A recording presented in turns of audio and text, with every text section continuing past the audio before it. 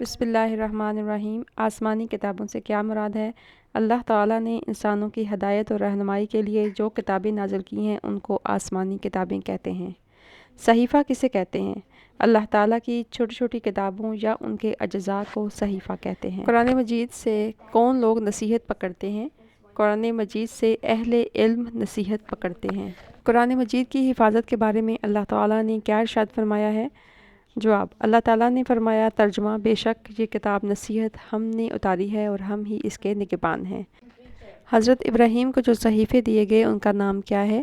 حضرت ابراہیم کو جو صحیفے دیے گئے ان کا نام صحف ابراہیم ہے۔ تفصیلی جواب دیں۔ قرآن مجید کی چند خصوصیات تحریر کریں۔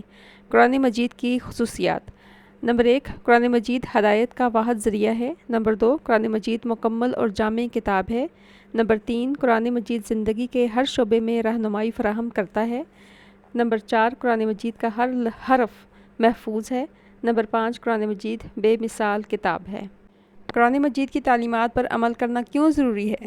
جواب: نبی اکرم صلی اللہ علیہ وآلہ وسلم نے ہمیں قرآن مجید کی تلاوت کرنے، اس کو یاد کرنے اور اس کی تعلیمات پر عمل کرنے کا حکم دیا ہے۔